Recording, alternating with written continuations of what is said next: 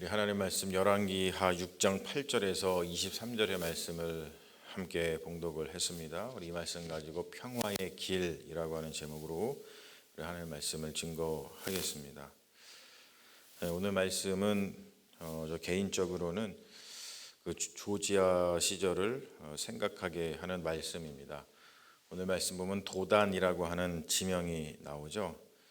저희가 조지아에 살 때 조지아 옆에 엘라바마라고 하는 주가 있습니다. 그 주를 지나서 그 플로리다의 뭐 데스틴이라고 하는 유명한 휴양지가 있는데 그런 데로다가 뭐 수련회를 다녀오고 그러려면은 꼭 거쳐야 하는 도시가 이 엘라바마의 도단이라고 하는 도시였습니다. 지금도 생각을 하면은 그 플로리다 해변가가 굉장히 눈에 선한데요. 아람이 이스라엘을 이 괴롭히던 시절에 있었던 이야기를 전하고 있죠. 엘리사가 아람의 작전, 그러니까 이제 아람 사람들이 군사를 일으켜서 뭐 이렇게 매복을 하고 또 여기다 진을 치고 뭐 이렇게 해서 이스라엘을 정복을 하면 되겠다. 뭐 이렇게 이제 어떤 작전 계획을 세웠겠죠. 그런데 그 작전 계획을 세울 때마다 엘리사가 아람인 거예요.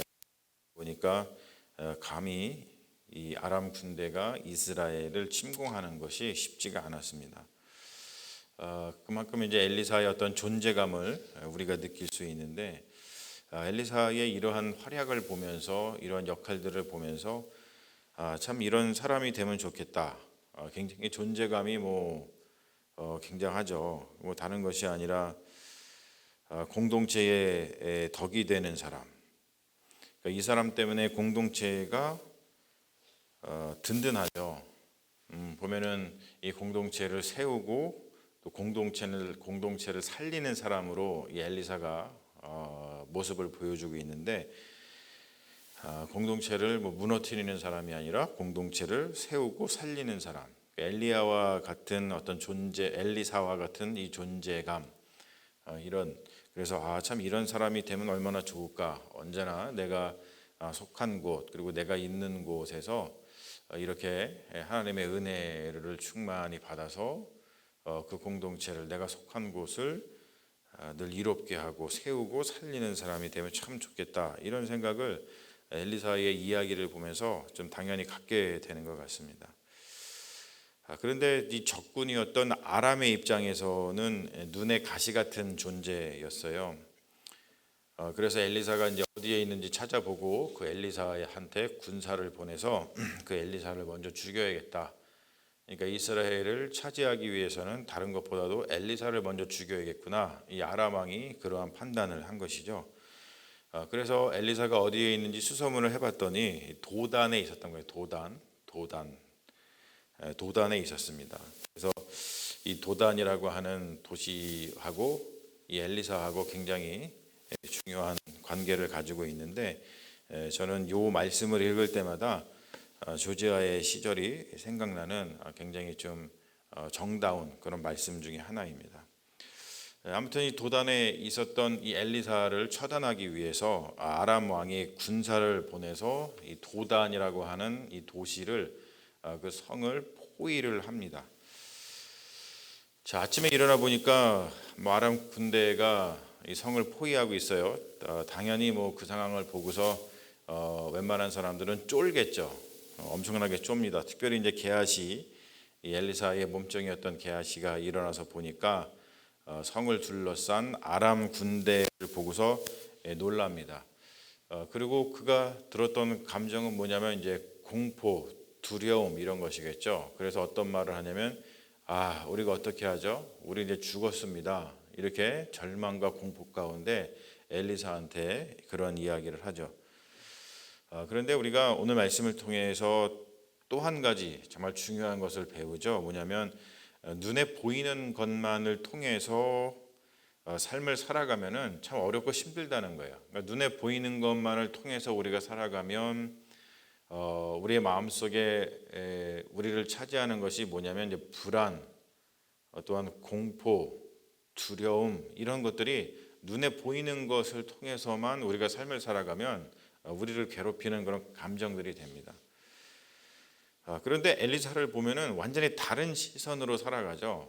우리가 이것을 우리 기독교의 용어로다가 이렇게 변경을 해본다면 이제 믿음의 눈으로 살아간다 그러죠. 믿음의 눈으로 살아간다라는 것은 비현실적인 생각을 갖는다, 상상력을 다르게 한다, 이런 말이라기보다도 우리가 어떠한 하나님의 어떤 현실, 하나님의 현존 그런 것들을 늘 느끼면서 눈에 보이는 것만을 통해서 세상을 파악을 하고 눈에 보이는 것만을 통해서 뭔가 일을 하고 그런 것이 아니라 하나님께서 우리에게 주시고자 하는 어떤 은혜, 그리고 하나님이 우리가 함께 하시고 하는 그 현실성, 그런 것들을 늘 마음속에 염두에 두고 세상을 좀 다르게 살아가려고 하는 그러한 어떤 신앙의 태도를 가리키죠. 엘리사의 다른 시선을 보면은 이렇게 이야기를 합니다. 게하시가 눈에 보이는 것을 통해서 이제 우리 죽었습니다. 어떻게 합니까? 이렇게 공포와 불안 속에서 엘리사한테 호소를 하고 있지만 엘리사가 이렇게 이야기를 하죠. 두려워하지 말라. 두려워하지 말라. 지금 제가 얘기했듯이 보이는 것을 통해서 우리가 삶을 살아가면 언제나 마음속에 이 두려움이라는 게 있어요. 사실 두려움이라는 마음을 가지면 우리 인간이 이게 정상적으로 또는 이성적으로 또는 합리적으로 또는 신앙적으로 어떤 행동을 하지 못하게 되는 가장 중요한 요소 중에 하나죠. 우리가 마음에 두려움이 있으면 그렇습니다. 두려워하지 말라라고 하면서 우리와 함께한 자가 그들과 함께한 자보다 많으니라, 이런 말을 이야기를 합니다. 다른 현실을 지금 보고 있는 거예요. 게하시와 이 엘리사가 정말 다른 현실을 보고 있는 것이죠. 이런 걸 보면서 우리가 평소에 살아가면서 단순히 이제 믿음의 눈을 가지고 살아가는 것이 굉장히 중요하지만 그게 때로는 안 될 때가 있거든요. 우리가 늘 연약한 인간이다 보니까 믿음의 눈을 가지고 살아가는 것이 중요한 것을 알고 그렇게 어떤 때는 살아가다가 또 어떤 때는 그렇게 살지 못하고 그런 것이 사실 우리의 현실인데, 그래서 믿음의 눈을 가진 자들과 함께 친밀한 교제 가운데 살아가는 것이 얼마나 중요한 것인가를 우리가 알 수 있어요. 그러니까 우리가 교회 공동체를 이루고 살아간다라고 하는 것은 다른 의미보다도 우리가 믿음의 눈을 가지고 살아가는 사람들이 모여서 서로가 서로에게 믿음의 눈을 가지고 살아가는 그러한 것들을 서로에게 보여주는 것이죠. 그러면은 내가 오늘은 잘 믿음의 눈으로 살아가는 것을 잘하면 오늘 잘 그것을 못하는 사람한테 내가 이렇게 좋은 어떤 믿음의 본보기를 보여줄 수 있고, 또 내가 못할다 할지라도 그것을 또 잘하고 있는 사람들을 보고 그래 내가 이렇게 살아가면 안 되지, 이렇게 믿음으로 살아가야지 라고 하면서 다시 도전을 받고 다시 신앙을 회복하고, 이러한 또한 신앙의 공동체가 사실 우리에게 너무나도 중요하다는 것을 오늘 말씀을 통해서 알 수 있는 것이죠. 그래서 믿음의 눈을 가지고 살아가는 것 내 자신이 중요하지만 또 그것과 함께 중요한 것은 뭐냐면 믿음의 눈을 가진 자와 함께 친밀한 교제 가운데 살아가는 것이 정말로 중요하다라는 것을 오늘 배울 수가 있습니다. 그래서 그럼 믿음의 눈을 가졌던 엘리사가 믿음의 눈이 없었던 게하시한테 이렇게 이야기를 하죠. 그의 눈을 열어서 보게 하옵소서, 이런 기도를 통해서 그의 눈을 열어주죠. 그랬더니 게하시가 보니 불말과 불병거가 산에 가득하여 엘리사를 둘렀더라. 여러분 정말 멋진 풍경인 것 같아요. 이게 참 뭐라 그럴까요? 이게 드라마로 만약에 시각화 시켜가지고 영화로다가 만들었다, 만약에 그러면은 이 장면을 딱 시청자들이 봤을 때 이렇게 막 몸에 전율이 흐르는 그런 엄청난 그런 멋진 풍경이죠. 그런 상상력을 가져보면 정말 멋지다. 믿음의 눈으로 살아간다는 것은 이렇게 멋진 삶이구나. 믿음을 가지고 살아간다는 것은 정말 이렇게 멋진 거구나라는 것을 우리가 깨달을 수 있고 다시 한번 확인할 수 있는 아주 귀한 말씀이라고 생각을 합니다. 자, 근데 이 일을 통해서 이 하나님의 말씀이 우리에게 전해주는 것은 그 이어지는 이야기이죠. 도단을 둘러쌌던 아람 군대. 근데 뭐 말과 병거가 둘러싸가지고 뭐 어떻게 보면은 야 뭐 바로 금방 단칼에 엘리사가 저 아람 군대를 다 쓸어버리겠구나 이런 생각을 우리가 할 수 있지만 우리가 생각했던 것과는 전혀 다른 방식으로 이야기가 전개를 됩니다. 엘리사가 어떤 일을 하냐면 자기를 죽이러 온 아람 군대를 죽이는 것이 아니라 멸하는 것이 아니라 그들을 살리는 방향으로다가 이야기를 끌고 가는 것을 볼 수가 있어요. 그래서 아람 군대의 눈을 어둡게 하여서 그들을 사마리아 성으로다가 이렇게 이끌죠. 사마리아 성으로 이끌었더니 이제 사마리아 성에는 당연히 이제 이스라엘의 왕이 있는 곳이니까 이스라엘 왕이 엘리사한테 이렇게 묻습니다. 내가 치리이까? 내가 치리이까? 뭐냐면 다 죽여버릴까요? 뭐 이런 뜻이죠, 당연히. 그랬더니 엘리사가 뭐라 그러냐면 치지 마소서. 칼과 활로 사로잡은 자인들 어찌 치리이까? 떡과 물을 그들 앞에 두어 먹고 마시게 하고 그들의 주인에게로 돌려 보내소서. 이렇게 얘기를 합니다. 완전히 다른 방식의 이야기가 전개되는 것을 우리가 볼 수 있죠. 이 본문을 주석한 그 학자들의 주석서를 보면은 이 본문을 우리 기독교의 정말 중요한 예식인 성만찬하고 이렇게 연관시켜서 이게 주석을 합니다. 해석을 합니다. 그러니까 뭐냐면 여기 보면은 그들 앞에 떡과 포도주를 넣어서 먹고 마시게 합니다. 그래서 그들을 돌려보내죠. 그리고 이어지는 이야기를 보면은 다시는 아람 군대가 이스라엘을 치러 들어오지 않았다. 그 말은 뭐냐면 아람과 그리고 이스라엘 사이에 평화가 있었다 그런 뜻이죠. 그러니까 우리가 이 성만찬이라고 하는 것은 다른 것보다도 굉장한 그 화해 그리고 평화의 사건이 거기서 벌어지고 있는 것을 볼 수 있죠. 예수 그리스도의 살과 피를 우리가 나눔으로 인해서 우리는 예수 그리스도 안에서 한 형제 자매이다. 한 형제 자매가 되었다는 말은 딴 게 아니라 우리 가운데 평화가 있다. 우리가 화해한 존재이다. 그래서 우리는 기쁨을 누린다. 그것을 실제적으로 표현하는 것이죠. 여러분 똑같습니다. 지금 이 아람 군대는 이스라엘을 치러 왔고 그리고 아람 군대는 특별히 엘리사를 치러 왔죠. 그 가운데는 엄청난 미움이 있는 거예요. 내가 저 엘리사를 죽여버리고 말 거야. 이 마음속에 미움과 증오가 가득 찬 거죠. 저 엘리사 때문에 우리가 이스라엘을 쳐들어가서 이스라엘을 정복해야 되는데 저 엘리사 때문에 우리가 그걸 못하고 있으니 저놈을 죽여버려야지. 그리고 아람 군대가 왔던 것이죠. 그 관계 속에는 뭐 증오, 적개심 이런 거밖에 사실은 없었던 거죠. 그러니까 엘리사가 그러한 자신을 향해서 적개심과 증오와 어떤 미움이 가득 찬 사람들이 왔을 때 보통 사람들은 그래 저놈이 나를 죽이러 왔으니까 내가 죽여야지. 그리고서는 원수를 갚는 마음으로다가 그들을 죽이고 뭐 그들에게 해를 가할 수 있었겠죠. 그런데 엘리사가 그렇지 않았다는 거예요. 치지 마소서, 죽이지 마소서. 그리고 오히려 그들한테 떡과 물을 놔주셔서 그들을 배불리 먹여서 그냥 주인에게 돌려보내소서. 그 말은 뭐냐면은 죽이지 말고 살려보냈으면 좋겠다. 저들에게 생명을 빼앗지 말고 저들한테 생명을 베풀자. 그런 뜻이겠죠. 자, 이것은 그냥 성경에 있는 옛날 이야기로 절대 끝나서는 안 되는 말씀이라고 생각을 합니다. 왜냐하면은 요즘 우리가 경험하는 세상을 바라보면은 사실 평화가 없죠. 뭐 러시아라든지 뭐 우크라이나 전쟁을 보더라도 그 나라들이 사실은 다 기독교 국가들이잖아요. 근데 하나님의 말씀 이러한 지금 엘리사의 이 말씀만 보더라도 이게 우리가 평화롭게 살아야 되는데 이렇게 전쟁을 하면 안 되는데 지금 뭐 그 전쟁 통해서 수많은 젊은이들이 죽었을 뿐만이 아니고 그것 때문에 전 세계가 뭐 여러 가지 경제적인 정치적인 위기 속에서 엄청난 어려움을 겪으면서 살아가고 있죠. 그리고 또 뭐 한국도 마찬가지입니다. 미국도 마찬가지죠.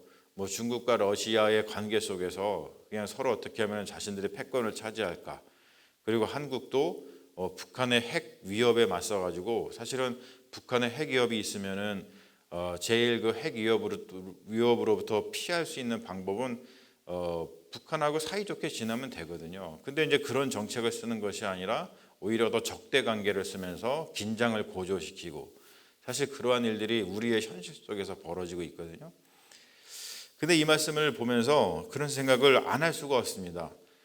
현실에서 정치 지도자들이 하나님께서 오늘 말씀을 통해서 놓으시는 그 평화의 길, 이것을 조금이라도 주목을 한다면, 정말로 조금이라도 주목을 한다면 어떻게 우리가 평화를 일구면서 살아가야 될 것인가에 대한 지혜를 이 하나님의 말씀으로부터 확실하게 우리가 얻을 수 있죠. 다른 것이 아닙니다. 화해하고 평화롭게 살면 되죠. 화해가 평화를 가져오잖아요.